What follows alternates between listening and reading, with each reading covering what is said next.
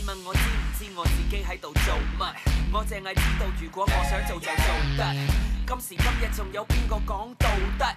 就算第一次唔成功 ，so what？ 為什麼自卑？幹嘛要後悔？Yeah yeah， 就算再多挫折，我都不認失敗。拜託，不是3歲小孩，太多人想看我受害。把我口口聲聲的說到頭來，結果還是一場空。誰說我不能自己來？成功用雙手牽起來，掌握好的機會不多，這是我的秀，又幹嘛不做？為什麼自卑？幹嘛要後悔？Yeah yeah， 就算太多挫折，我都不認失敗。我不會流淚，沒時間後悔。Yeah yeah， 你想再多前進，我也得站起來。同你講得晒氣，我真係冇覺得嚇。等我好消息，到時你冇得行。無謂諗得太多，嘥時間。就算有困難，都向前行，繼續向前行。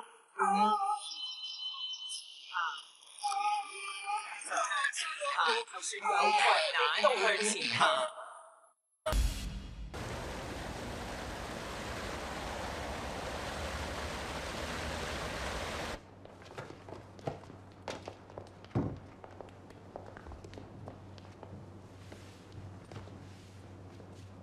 Lên một căn cỏ thật không ra tòa. Không phải tôi vui trên nỗi đau người khác. Thân chủ anh không ra tòa, bồi thẩm đoàn có khi nào nghĩ ông gì sợ tội mà tự sát hay không? Hoặc giả là họ sẽ nghĩ là chú Căn lấy cái chết để chứng tỏ ý chí.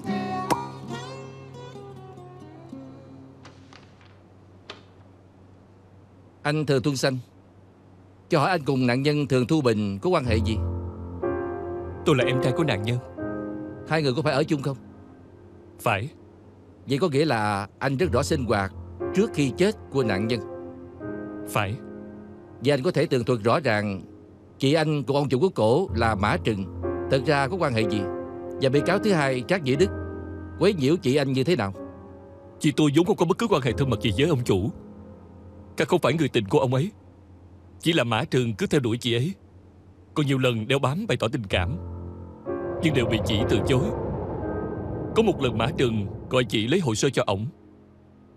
Thật ra là muốn dụ chị tới với ổng.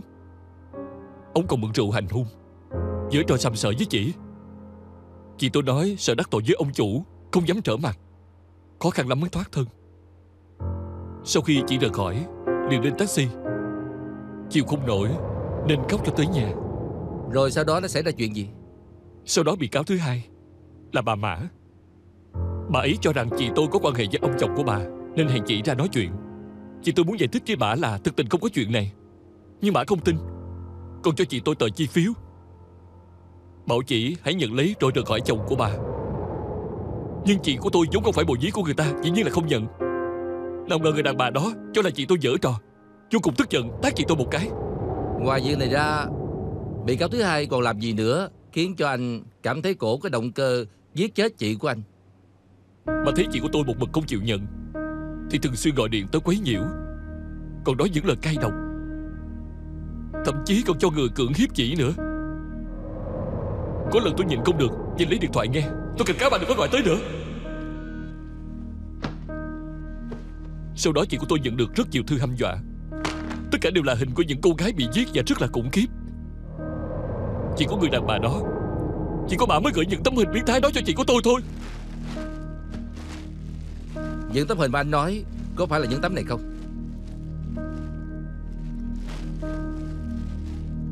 Phải. Thưa quý tòa, tôi không còn gì để hỏi.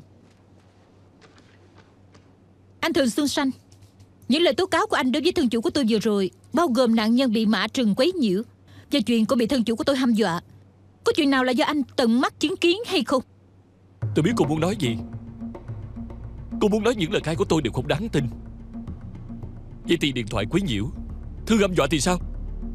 Cảnh sát đều nói vào trước điều tra được trong nhà bà ấy từng gọi rất nhiều cuộc điện thoại cho chị của tôi. Nhưng thứ đó chính là chứng cớ. Nếu theo những gì anh nói, tại sao cảnh sát lại không có hành động gì đối với thân chủ của tôi vậy? Cảnh sát nói, Mã Trừng nói những cuộc điện thoại đó gọi cho chị dặn dò công việc. Vậy còn thư hăm dọa, cảnh sát nói sao với anh? Họ nói không tìm được dấu chân tay và nét chữ của bà ấy, không thể chứng minh thư do bà ấy gửi đến. Vậy có nghĩa là những gì anh mới nói toàn bộ đều là suy đoán và lời khai truyền miệng do chị của anh thuật lại. Anh vốn không có bằng chứng đích thực, có đúng không? Từ khi chị của tôi làm công việc đó, tôi thấy tinh thần của chị càng ngày càng xấu đi, và còn ốm rất nhiều. Tối nào cũng phải uống thuốc an thần. Một tháng sụt hết 5-6 kg. Đây không phải là lời khai truyền miệng chứ?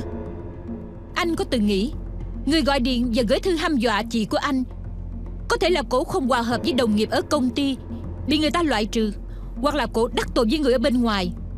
Những chuyện này dĩ nhiên là không có nói với anh, cho nên cổ đã cố tình ngụy tạo ra cái cớ để vu khống thân chủ của tôi. Từ nhỏ tình cảm chúng tôi rất là thân, chị không có gạt tôi đâu. Anh nói nạn nhân vô tội như vậy, tại sao lại không từ chức? Từ chức là xong xuôi mọi việc thôi. Chị của tôi rất cứng cỏi. Chị nói nếu bị người ta hù một chút mà xin nghỉ thì coi như tự nhận mình là kẻ thứ ba. Điều quan trọng nhất là chị đang phụ trách một hạng mục rất lớn.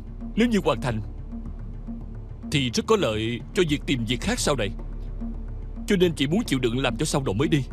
Vậy anh có từng nghĩ làm việc trong hoàn cảnh như vậy hạng mục cũng sẽ không làm tốt chứ? Tôi cũng có khuyên chị như vậy. Vậy có nghĩa là anh từng nghi ngờ những lời cô ấy nói rồi? Thưa quý tòa, tôi không còn gì để hỏi.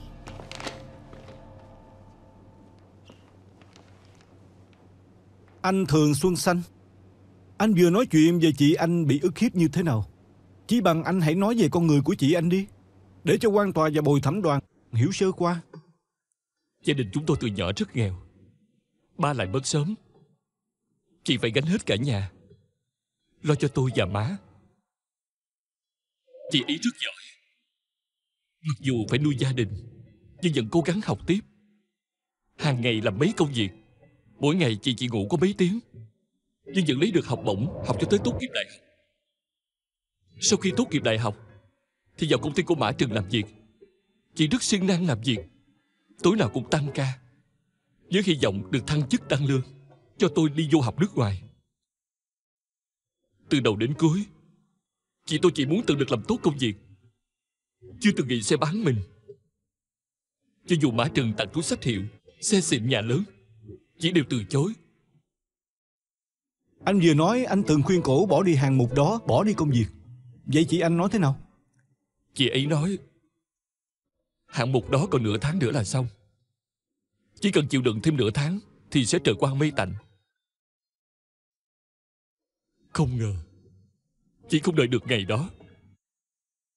Chị không bao giờ còn thấy được trời xanh.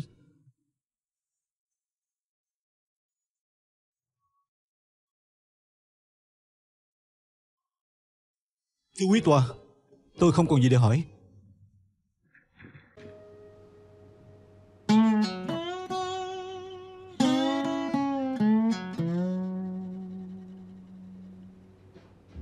Luật sư La khốn kiếp, không hỏi nhân chứng, không đụng vật chứng, không có hồ sơ.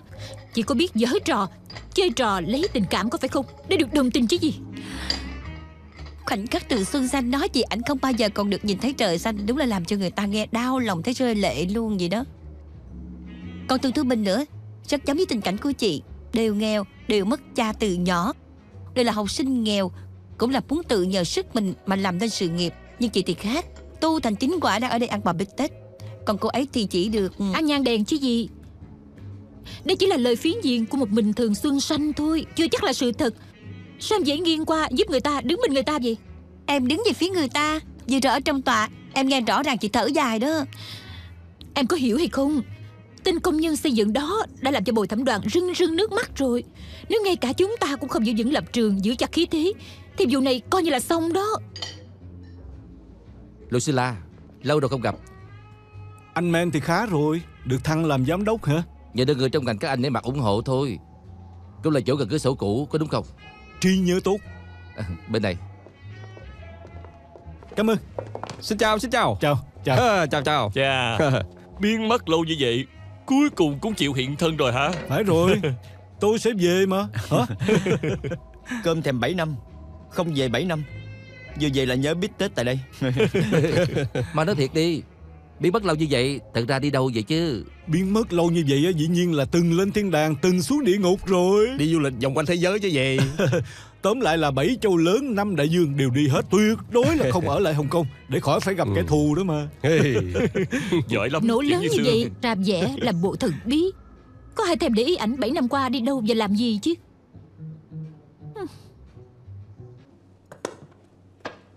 Ê, trời ơi. Được, tôi đền. Được đó, tôi muốn một ly giống y như vậy. Hả? Phải đó, là ly tôi mới vừa mua và bị anh đụng đổ tôi mới chịu thôi. Dương Tư khổ, nể mặt, đừng có đùa mà. Không dám. Anh cùng đồng nghiệp nổ lớn như vậy, cái gì là 5 châu lớn 7 đại dương rồi lên thiên đàng xuống địa ngục, làm cho người ta chóng mặt luôn. Tôi nói đùa không bằng anh đâu. Thì ra là mượn đề tài phát huy phải không? Nếu như anh có ý đền á, thì hãy cá cược với tôi đi. Nếu thua vụ kiện này á, anh phải kể tôi nghe chuyện xảy ra trong 7 năm qua của anh. Cô cũng có hứng thú với tôi quá chứ. Nói thiệt với cô nha, có phải là cô có ý với tôi không? Nhưng mà nói thiệt, cô không phải ly cà phê cũng đâu phải ly trà đá đó của tôi. Đừng lái qua đề tài khác. Anh không dám cược thì nói một câu không dám đi. Vậy nếu cô thua thì tính sao? Con người tôi rất công bằng. Nếu như tôi thua, tôi sẽ kể lại cho anh nghe những chuyện trong 7 năm qua của tôi. Trời ơi, cuộc cá cược công bằng như vậy, tôi không nghĩ ra lý do để từ chối đó. Nói giữ lời. Nè, cá cược thì cá cược, cô làm đổ ly cà phê này thì phải lau sạch mới được đi chứ. Không uống nữa.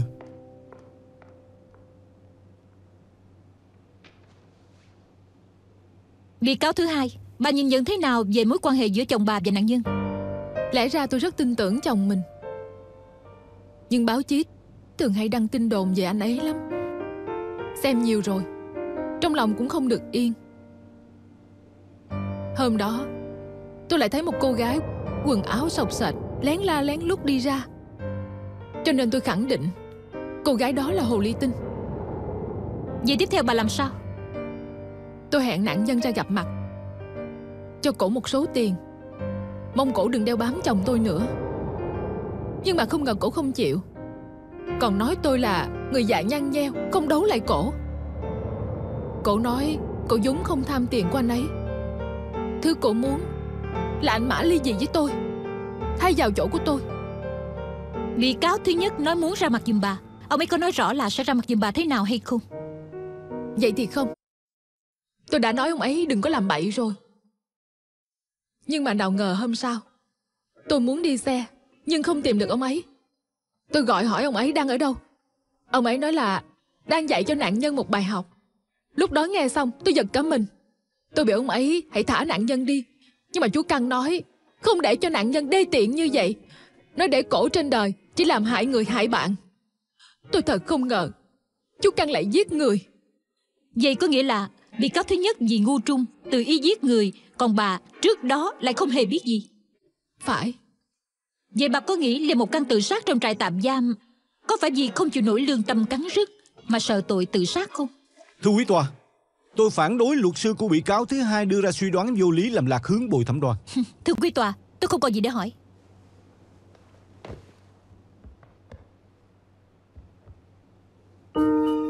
Bị cáo thứ hai, bà nói bà với Lê Mộc Căn có quan hệ chủ tớ 10 mấy năm, quan hệ luôn rất tốt. Bà cũng rất vừa ý biểu hiện trong công việc của ổng đúng không? Bình thường ông ấy làm việc rất có trách nhiệm. Vậy tức là chưa từng làm những việc trái ý của bà. Ông ấy làm việc cho tôi, dĩ nhiên phải nghe lời tôi rồi. Nhưng Lê Mộc Căn đặc biệt trung thành với bà. Tháng 2 năm ngoái, tay của bà bị con chó của mình nuôi cắn một cái. Bà rất giận, biểu Lê Mộc Căn xử lý con chó đó cho bà, muốn nó biến mất. Có chuyện này hay không? Chuyện qua đã lâu, tôi không còn nhớ nữa. Vậy để tôi nhắc bà nhớ.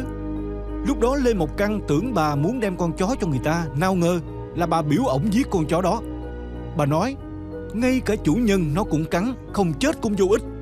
Có phải không? Tôi nói muốn con chó biến mất là biểu chú Căn đưa nó đến Hiệp hội Bảo vệ Động vật, để chú Căn tự làm theo ý mình giết con chó thôi. Bà vừa mới nói là không nhớ, bây giờ là nhớ rõ ràng như vậy. Anh nhắc đến tôi mới nhớ thôi. Huống chi con chó đó phát điên cắn người, vốn không thích hợp để nuôi nữa. Bà biểu chú Căn giết nó cũng là hợp lý. Tôi lặp lại một lần nữa, tôi không có kêu chú Căn giết nó, là chú Căn tự làm theo ý của mình thôi. Lê Mộc Căn bất chấp phải trái đúng sai giết chó giùm bà, vì ổng biết bà có thù phải trả, cho nên không dám không nghe lệnh của bà. Dù bà biểu ổng giết người, ổng cũng không dám chống, phải không? Phản đối dẫn chứng sai lầm. Người đương sự có giết chó không liên quan đến cái chết của nạn nhân. Chắc chắn là có liên quan. Tôi muốn chứng minh bị cáo thứ hai là người hung tàn máu lạnh. Phản đối vô hiệu.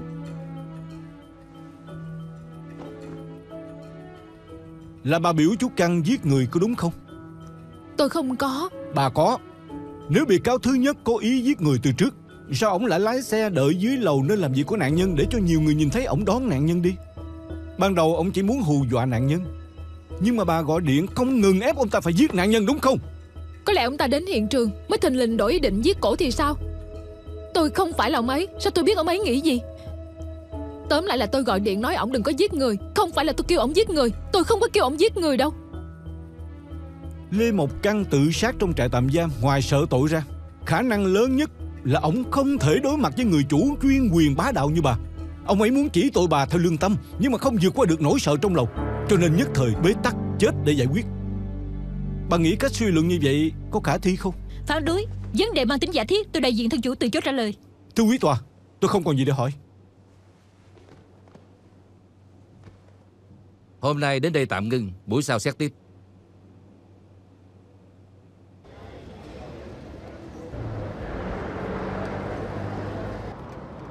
Có được chưa? Chưa được.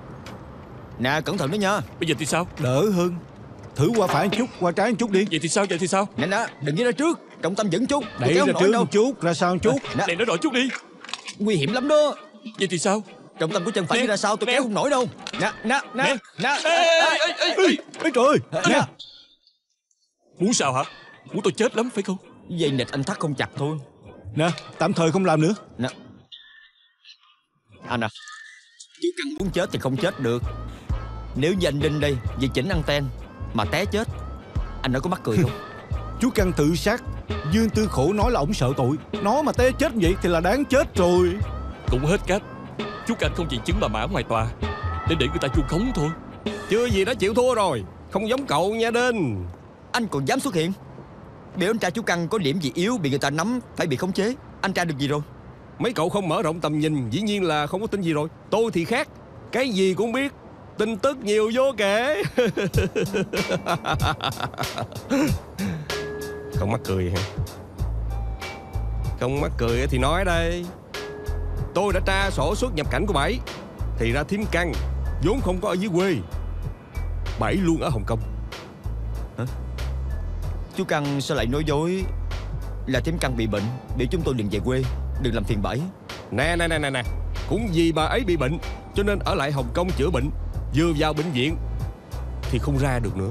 Hả? Thím Căn đã chết à? Không nhất định là phải chết, ở lại bệnh viện cũng được mà. Cho nên ngay cả hàng xóm của chú Căn cũng không biết thím Căn ở Hồng Kông. Hiện giờ thím Căn ở bệnh viện nào vậy? Chuyện này tôi rất rành, giỏi lắm đó. Bệnh viện Di Phúc đó. Bệnh viện Di Phúc là bệnh viện đắt tiền đó, còn là phòng bệnh riêng hạng sang nữa.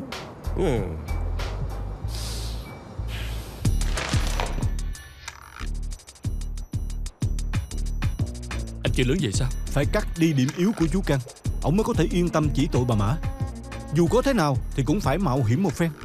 Anh giống lấy chú Căn ra mạo hiểm hơn đó. Thím Căn hiện đang hôn mê bất tỉnh, nếu chuyện lén ra có làm bà ấy chết không? Tôi đã chuyển bệnh án của thím Căn cho người bạn bác sĩ rồi. Bệnh tình của bà ấy không có nặng như chúng ta tưởng đâu. Giả lại thuốc men và chữa trị, bà ấy cần bệnh viện công cũng có thể cung cấp. Quan trọng nhất là người bạn bác sĩ của tôi làm chuyên khoa não đó. Được anh ấy phẫu thuật, tôi rất có lòng tin là sẽ trị khỏi cho thím Căn. Theo như anh nói, thím Căn không nhất thiết là phải ở bệnh viện đắt tiền. Vậy thì không chắc à. Hả? Bệnh viện tư có nhiều thứ tốt hơn là bệnh viện công chứ. Chú Căn á, dĩ nhiên là muốn cho thím Căn thứ tốt nhất rồi. Bà Mã thấy rõ điểm yếu này của ổng, thừa thế làm cho chú Căn phụ thuộc tiền thuốc men từ bà. Người đàn bà này thật là đê tiện, tưởng có tiền là trên hết. Bà làm như vậy có khác gì là mua mạng người đâu. Theo như sổ ghi chép thì người thăm nuôi trước ngày chú Căn tự sát, trợ lý của bà Mã Lý Bội Quân từng đến thăm. Khỏi phải nói, bà già giàu này chắc chắn sẽ khiến trợ lý đi hăm dọa chú Căn. Nói đi, làm sao đưa thím Căn ra? Cần người tôi kiếm người, cần gì cứ để tôi lo. Đủ rồi. Hai người điên rồi hả? chưa được người bệnh hoặc người nhà đồng ý tự đưa bệnh nhân ra viện, có khác gì bắt cóc đâu. Còn nữa, nếu giữa đường xảy ra chuyện gì gây ra án mạng, chúng ta sẽ bị tố cáo mưu sát đó. Em yên tâm, anh rất có lòng tin giúp em cải thành ngộ sát. Chủ mưu, tội nặng nhất là tù chung thân. Đồng mưu, ít nhất là bị phán 10 năm. Tóm lại em không tán thành làm vậy. Nếu như hai người kiên quyết làm, em nhất định cho anh Trực biết tố giác hai người. Thức ăn khuya tới, thức ăn khuya tới. Tới đây. Đây. Nè, bên ngoài mới nghe mấy cậu ghi rất lớn tiếng, vừa vào là im re hết trơn vậy. Nè, mấy thằng bay á. Nè, có phải giấu sách đồi trụy không? Sách đồi trụy thì không có, nhưng mà nó nói là nó có chuyện muốn nói với anh đó. Muốn nói gì thì nói đi. Anh Trực, anh Đinh Danh họ muốn... Hả? Chuyện gì? Mua con cháo. Nhưng rõ ràng em muốn ăn mì Hoành Thánh, cho nên tụi em mới gây nhau. Ê, vậy thôi chứ gì. Cùng lắm là anh đi mua thêm. Khờ quá đi. Nè, có sách đồi trụy đừng giấu nghe. Được rồi. Nè, em không lộ ra là đồng mưu đó, em cũng không thoát đâu. Em không lộ ra không có nghĩa em và hai anh ăn cháo chung bàn. Nè, vậy chúng ta ăn đi. Ăn thôi.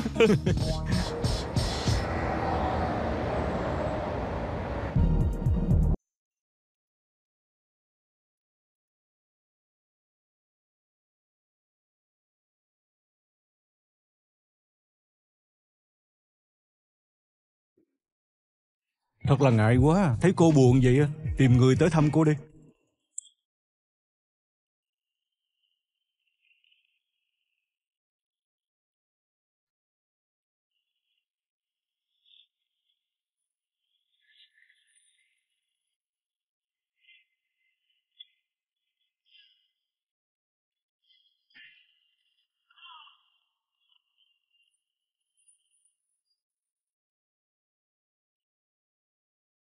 Nè, mấy anh đợi chút.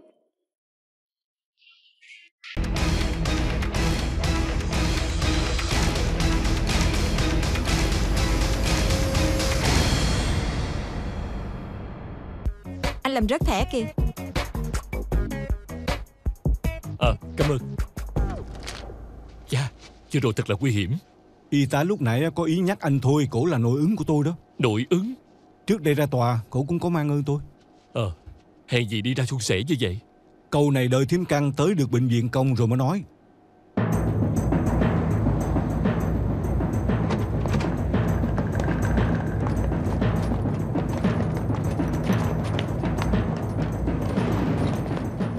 Tại sao vậy? Sao hả? Rõ ràng đậu chiếc xe hàng ở đây mà, sao mất rồi? Ý, phải hả? Xe hàng tàn cũng bị người ta lấy cắp sao? Đây là bệnh viện sang trọng mà. Trời ơi, mau gọi xe đi. Gọi cái gì? Gọi xe taxi hả? Để thím Căng sao tục xe sao? Gọi xe hàng đó. Còn tới thím Căng cũng chết rồi. Ồ. Thím Căng à, tôi không phải ý đó đâu, xin lỗi nha.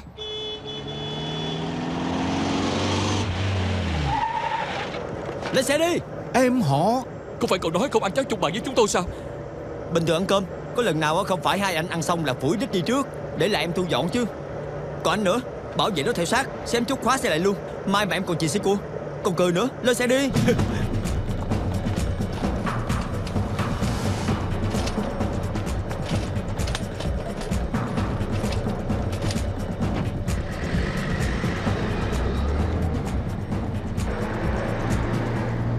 Thím Căng à, thím phải ráng lên đi, đừng bao giờ có gì nghe. Chú Căng vì thím á mà bị bà Mã lợi dụng đi giết người. Nếu như thím muốn chú ấy không sao, thím nhất định phải khỏe lại. Có như vậy chú Căng mới yên tâm chỉ tội bà Mã ngoài tòa. Cô nói luật sư của chú Căng đã đưa thím Căng đi. Bà Mã, rốt cuộc cả sự việc là như thế nào? Thím Căng đột nhiên đã đến Hồng Kông, còn chuyện ở bệnh viện đều do bà sắp xếp hết tất cả. Vì sao trước đó không nghe bà nhắc đến? Tôi và chú Căng là chủ tớ 10 mấy năm. Tôi đã coi ông ấy là người nhà rồi. Có lần nghe ông ấy nói trong não của vợ ông ấy có một khối u. Tôi thấy ông ấy rất tội nghiệp, không thân không thích, chỉ có một người thân là vợ. Cho nên tôi sắp xếp cho vợ ông ấy đến Hồng Kông để chữa bệnh.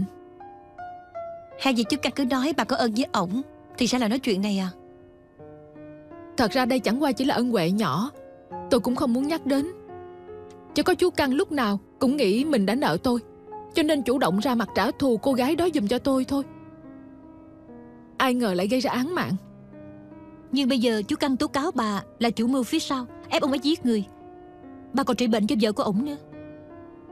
Là bản thân chú Căn không hiểu lý, bắt tôi mặc kệ bà ấy, để cho bà ấy chết. Tôi thật sự không làm được. Cho nên tôi thật không hiểu vì sao con người lại vô lương như vậy, ban tính mạng người bệnh hôn mê ra đặt cược. Họ muốn nắm lấy việc bà chữa bệnh cho thím Căn làm điểm yếu, nói bà ép chú Căn giết người. Phải rồi, phía cảnh sát nói sao? Chúng tôi chưa báo cảnh sát. Chúng tôi đến tìm bà Mã để làm rõ việc này trước. Dĩ nhiên là phải báo cảnh sát rồi, mạng người là trên hết. Không có sự chữa trị của bệnh viện Di Phúc, thím Căn chết bất cứ lúc nào. Chuyện này đã hại chết một cô gái. Tôi không muốn hại thêm một mạng người nữa. Luật sư Dương, cô phải giúp tôi tìm cho ra thím Căn. Bà yên tâm đi, tôi biết phải làm sao. Sếp à, chính là họ đó. Luật sư La phải không? Luật Xuân Dương đây báo cảnh sát, nói anh chưa được bệnh nhân đồng ý, đã tự ý đưa bệnh nhân rời khỏi bệnh viện, không lo an nguy của bệnh nhân. Có chuyện này không? Anh có chứng cứ gì không? Anh đừng có chối nữa. Tôi chính mắt trông thấy anh ở bệnh viện Di Phúc. Anh lén lút đưa thím Căn đi. Lúc đó thím Căn đang hôn mê bất tỉnh.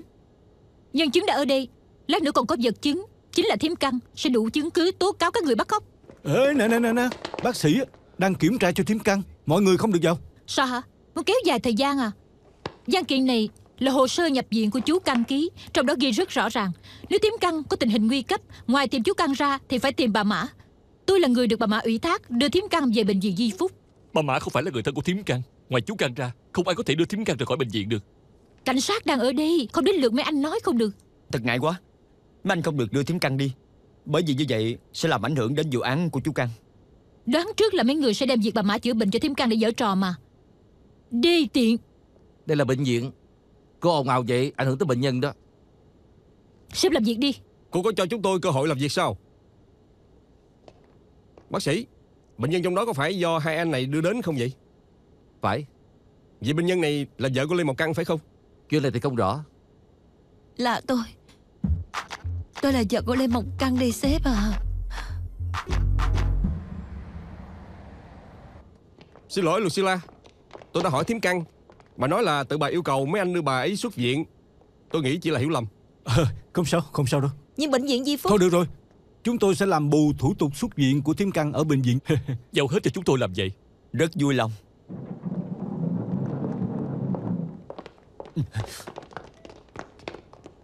Thím Căn, sao thím làm vậy?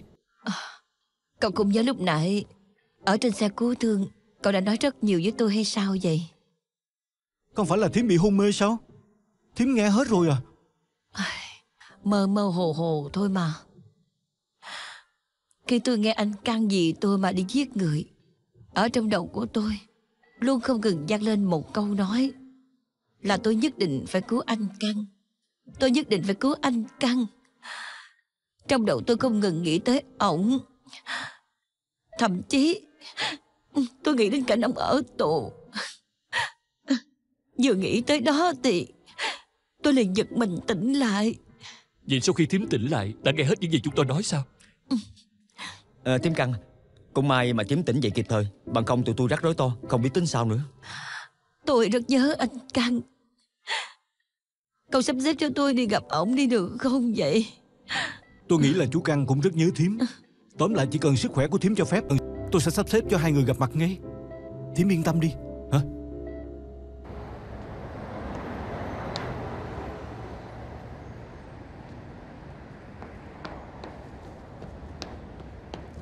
Thím, để tôi giúp cho. Cảm ơn. Không có gì đâu. Cảm ơn.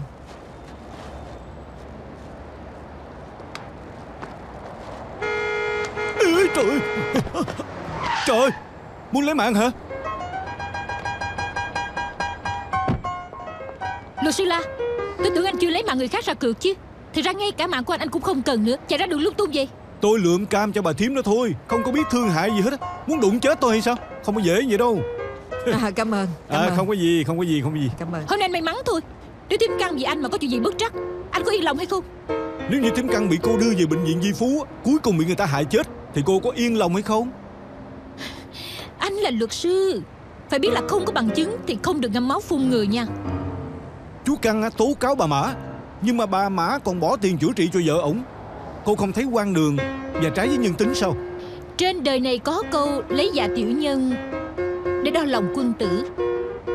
Bà Mã người ta có địa vị, có ăn học, với cấp độ của người ta, người như anh hiểu sao? Nếu như cô tin bà Mã là thánh nhân á, vậy thì còn đỡ.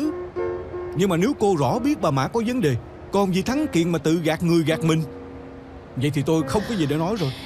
Anh vì thắng kiện lấy bệnh nhân nguy cấp ra đặt cược, anh còn dạy đời tôi nữa hả? Tôi không thèm nói nhiều với anh nữa. Tránh ra đi, đừng có dựa vô xe tôi. Nè, anh làm gì vậy? Ê, dù gì cũng thuận đường, đưa tôi về trung tâm đi. Cút đi.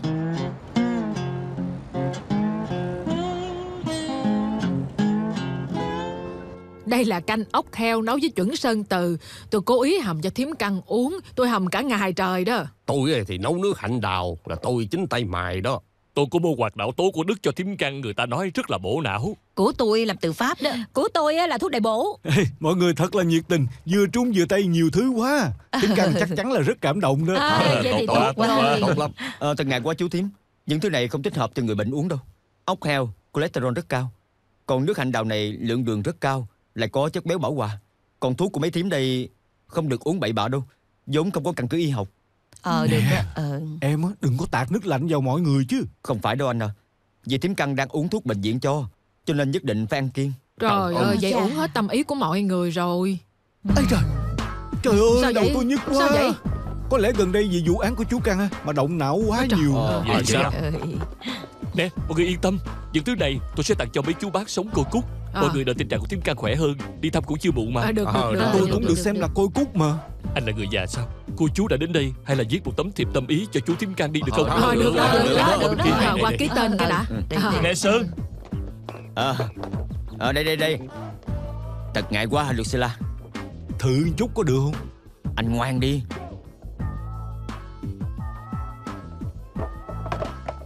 Là phiền anh Sơn. Cảm ơn.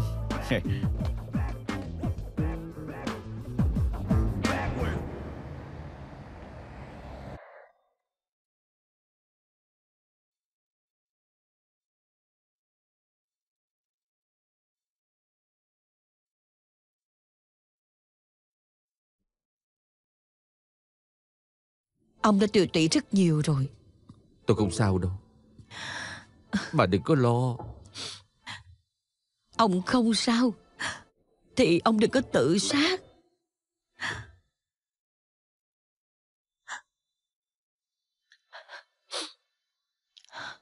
Tại sao ông giết người vậy?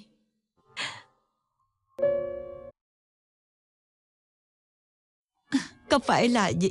Muốn bà Mã tiếp tục cho tôi tiền chữa bệnh không? Sau khi bà theo tôi, không có hưởng phước ngày nào, bà chưa bao giờ chê tôi vô dụng, cũng chưa từng trách tôi nghèo. Bây giờ bà có bệnh, sao tôi có thể bỏ mặc bà được?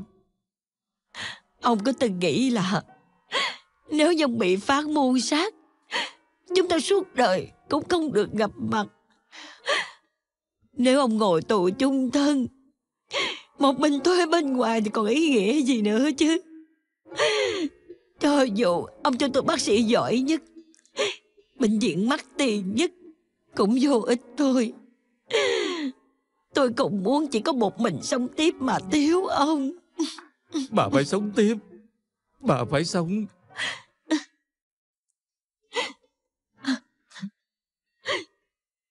Ông nghe tôi nói đây. Nếu ông thật lòng muốn tốt cho tôi, ông phải hứa với tôi. Ông phải nói sự thật, phải lấy lại công bằng cho mình. Như vậy chúng ta mới có cơ hội làm vợ chồng. Nếu tôi bán đứng bà Mã,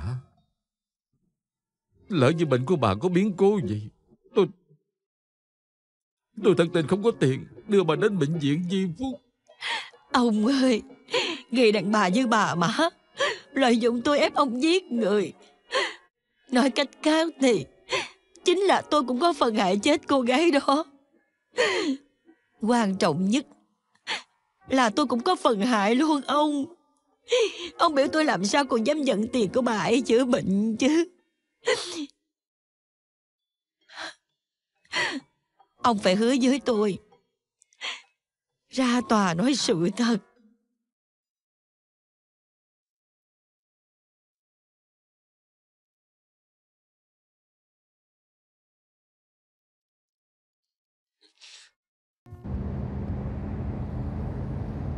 Theo anh nghĩ, thuốc mắc cỡ nào cũng không quan trọng. Chú Căn mới là thuốc hữu hiệu nhất của Thiêm Căn đó. Lúc nãy ở đó anh không cho em nói, thì ra đã liệu trước Thiêm Căn chắc chắn sẽ khuyên chú Căn ra tòa nói sự thật. Em có nói 100 câu cũng không bằng Thiêm Căn nói một câu.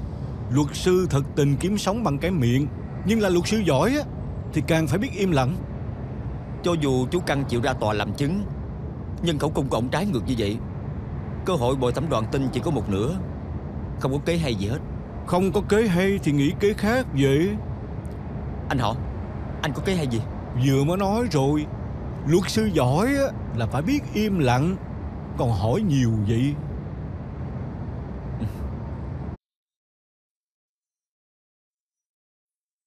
Bị cáo thứ nhất, phiên tòa trước ông vì tự sát mà vắng mặt. Tôi muốn ông cho mọi người biết vì sao ông lại tự sát trước khi ra tòa.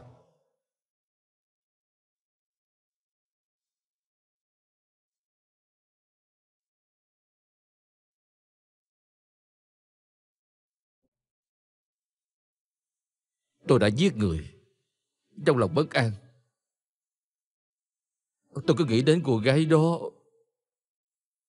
chính là nữ nạn nhân. Tối nào tôi cũng mất ngủ. Vừa cho mắt là tôi đã thấy cổ rồi. Không tối nào tôi ngủ được. Tôi rất đau khổ. Ông tự sát chỉ đơn thuần là vì ông ân hận và cắn rứt. Ông à, ông phải hứa với tôi hãy ra tòa nói sự thật.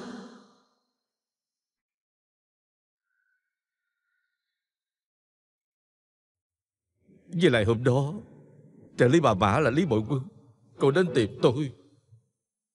Cô ám chỉ nếu tôi ra tòa tố cáo bà Mã sẽ không bỏ tiền chữa bệnh cho vợ tôi nữa. Sau đó tôi nghĩ nếu như chết đi, mong là có thể đền mạng cho nạn nhân, hai là có thể trình bày với bà Mã.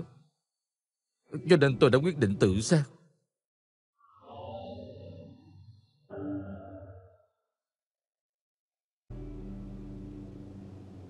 Thưa quý tòa, tôi không có gì để hỏi.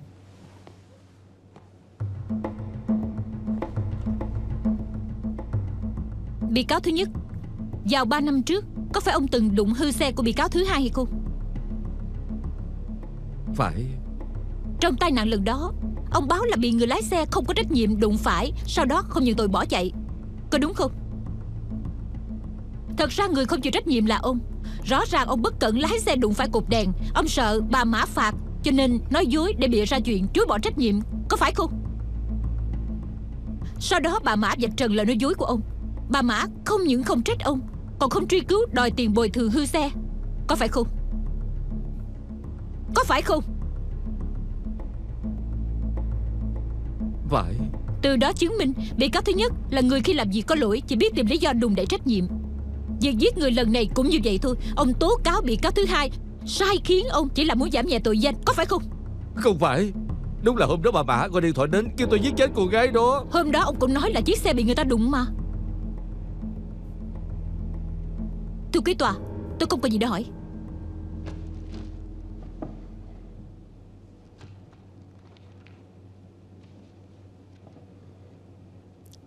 Bị cáo thứ nhất, hay là nói về bệnh tình của vợ ông cho mọi người nghe đi. Vợ tôi trước giờ ở Đại Lục. Có một hôm bà ấy nói với tôi là gần đây cảm thấy hay bị nhức đầu, nên tôi đưa bà ấy đi xét nghiệm. Mới biết là trong não bà có khối u đè lên huyết quản và dây thần kinh, nguy hiểm tới tính mạng bất cứ lúc nào. Sau đó thì ông làm gì? Tôi không có ăn học gì, không biết gì hết.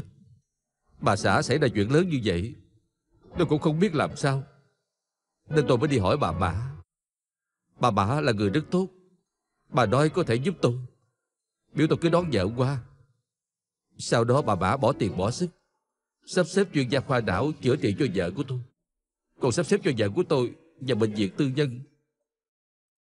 Vậy chuyện này xảy ra trước khi có tin đồn của ông Mã với nữ nạn nhân, hay là sau đó? Là sau đó. Ông không có xin bà Mã, bà ấy chủ động giúp ông. Ông liền nghĩ bà ấy thật là vĩ đại, là đại ân nhân. Nhưng mà ông chưa bao giờ nghĩ tới bà ấy đang lợi dụng ông trải đường cho việc đối phó với nạn nhân, có phải không? Tôi thật tình không có nghĩ tới. Nhưng mà sự thật thì hôm ông vì trả ơn chủ động giúp bà Mã cảnh cáo nạn nhân rời khỏi ông Mã, bà Mã liền gọi điện biểu ông giết chết nạn nhân. Ông không dám không giết, vì bệnh của vợ ông lúc đó đều nhờ bà Mã cung cấp tiền thuốc men. Ông sợ là nếu không ra tay thì vợ ông không được chữa trị tốt nhất. Nói không chừng khối u não đó ngày càng lớn, đè chết huyết quản và dây thần kinh, cũng không chừng sẽ lan rộng ra 1 thành 2, 2 thành 4, 4 thành 8, thậm chí là khối u bể ra luôn.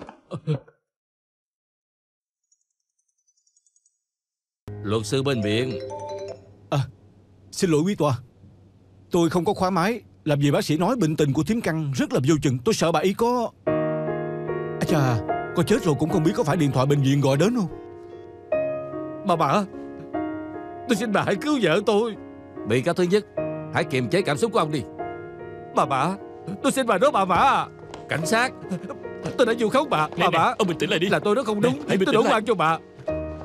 Bà muốn trách cứ trách tôi, bà đừng có trách vợ tôi. Bà phải cứu vợ tôi đó.